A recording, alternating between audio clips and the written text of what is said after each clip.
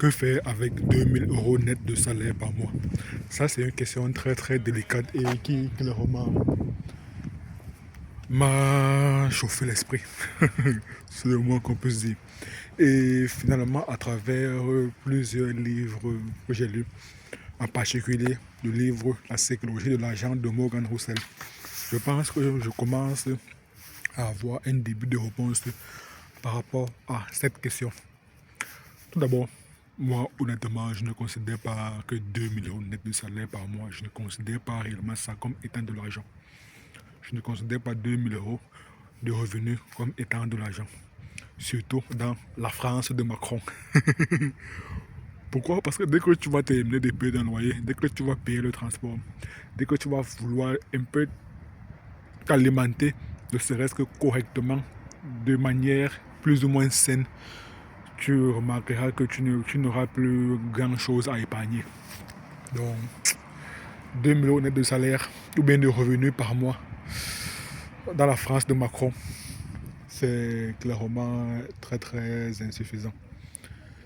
Et maintenant, je veux commencer à répondre à la question, qu'est-ce qu'on peut réellement faire avec 2 000 € net de salaire par mois? Est-ce qu'il faudrait se divertir, c'est le soirée, boîte de nuit, etc.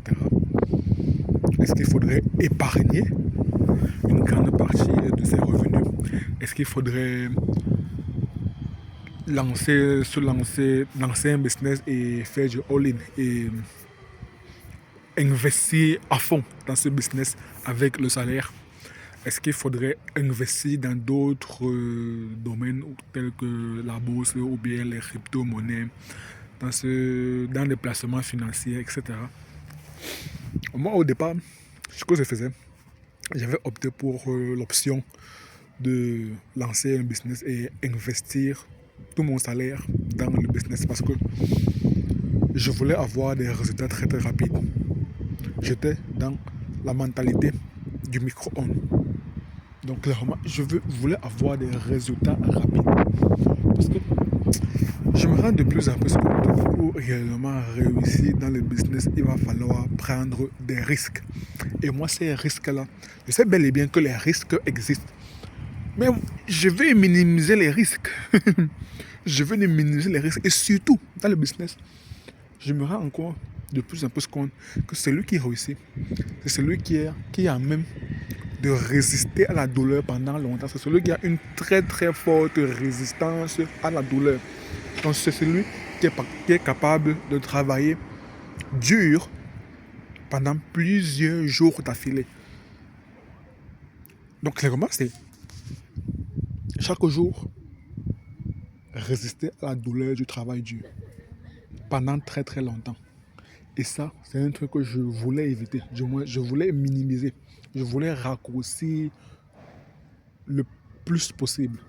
Je voulais raccourcir cela au maximum. C'est la raison pour laquelle, avec mon salaire, comme moi j'étais créateur de contenu, donc rapidement, j'ai commencé à recruter des monteurs.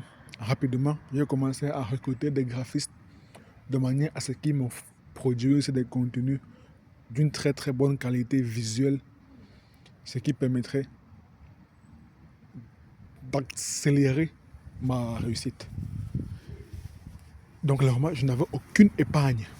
J'étais à découvert.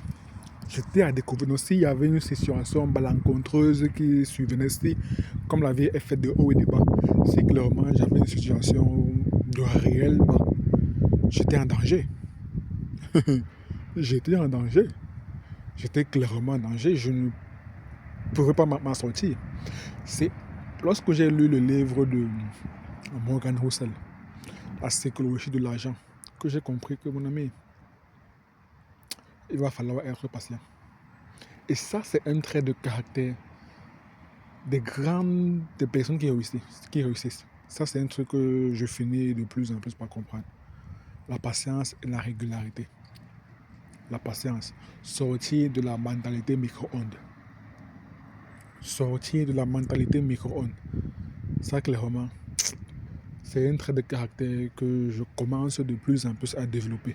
Patience plus consistency. Patience plus régularité. Patience plus consistance. Donc, travailler dur chaque jour avec avec une grande régularité, ce qui permettrait au fur et à mesure d'augmenter sa résistance à la douleur. Ce qui permet d'augmenter sa résistance à la douleur. Donc, salut. Mhm. Donc, c'est un peu ça. Mais man, c'est dur, hein? Clairement, c'est dur. C'est dur, c'est dur. Mais en tout cas, 2 millions de salaire par mois, pour moi, je crois de plus en plus que la meilleure solution consiste à épargner. Et je crois également qu'on ne peut pas être à fond dans l'entrepreneuriat, être à fond dans le business. Si chaque jour on est en train de se préoccuper des problèmes quotidiens, chaque jour on est en train de se préoccuper des factures à payer. Non, pour moi, non. Je pense que pour quelqu'un qui veut réussir dans le business, il doit avoir son esprit à 100% dédié au business.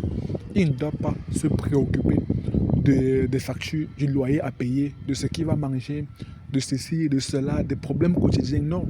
Des problèmes de la vie courante, non. Et pour cela, je pense qu'il doit avoir déjà une certaine base d'épargne qui lui permettrait de s'affranchir de ces problèmes du quotidien. C'est la raison pour laquelle moi je pense qu'avec une somme, avec un revenu tel que 2 000 € net par mois, la meilleure solution consiste à épargner au maximum. Une fois qu'on a une épargne assez conséquente, là maintenant, tu es en mesure de pouvoir dire que bon, monsieur le patron, je pense que je vais démissionner. Tu peux démissionner tranquillement. Tu sais que tu pourrais vivre pendant minimum 6 mois, voire 1 an, voire 2 ans, parce que tu as une épargne conséquente. Et pendant ces 2 années, pendant ces 6 mois, pendant ces 12 mois, pendant ces 24 mois, tu ne te préoccupes pas du loyer que tu as payé parce que tu as déjà une épargne qui te permettrait de payer ton loyer. Tu ne te préoccupes pas du transport parce que tu as déjà une épargne conséquente. Tu ne te préoccupes pas des problèmes de la vie courante parce que tu as déjà une épargne conséquente qui te permettrait de subvenir à cela pendant 6 mois, pendant 12 mois, pendant 2 ans. Tout ce que tu as à te préoccuper, c'est ton business. Tout ce que tu as à te préoccuper, c'est ton activité. C'est tout. Et je crois de plus en plus que c'est la meilleure chose à faire. C'est la raison pour laquelle j'ai changé mon fusil d'épaule.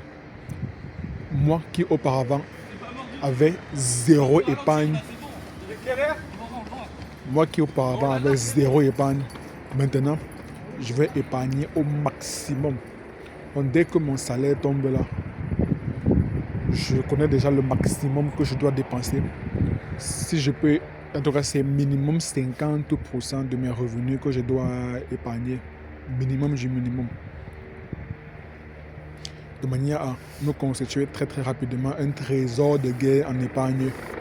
Et si je pourrais même avoir une épargne de 6 mois, de 12 mois, de 24 mois, le maximum de temps possible.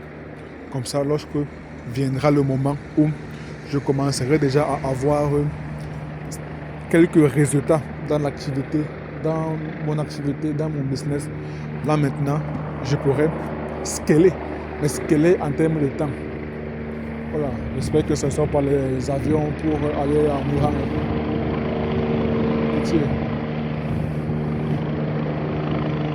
Bon, là, ça a un bruit d'hélicoptère. Oh, come on, man.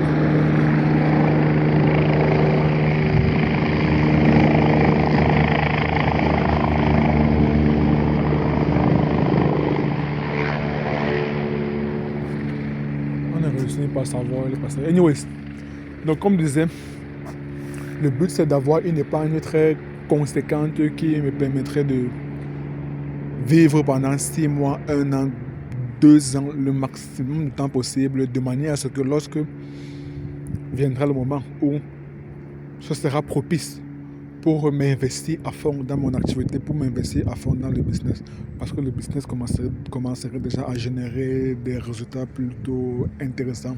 Et là, cela requerrait d'avoir toute mon attention, toute mon énergie je saurais que là maintenant, je peux quitter mon emploi et être beaucoup plus serein.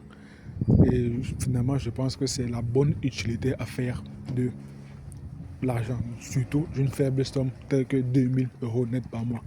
Épargner, épargner. Et même, j'irai même beaucoup plus loin. Qu'avant de se lancer dans... Pour moi, je crois que j'ai compris qu'avant de se lancer dans l'entrepreneuriat, il va falloir avoir une épargne conséquente. Sinon, ça risque d'être compliqué parce que tu seras en train de penser à ton activité et en même temps tu seras en train de penser à comment payer le loyer, à comment gérer les différentes factures. C'est trop complexe. C'est trop complexe. First step, la vie c'est étape par étape. Toujours la patience. Patience et régularité. Ce sont les maîtres mots. Et ce sont des traits de caractère que je commence à développer au fur et à mesure. Patience et régularité. Avoir une très forte résistance à la douleur. Et la patience développe cette résistance à la douleur. Patience plus régularité, patience plus consistance. Rendez-vous dans la prochaine vidéo. Peace.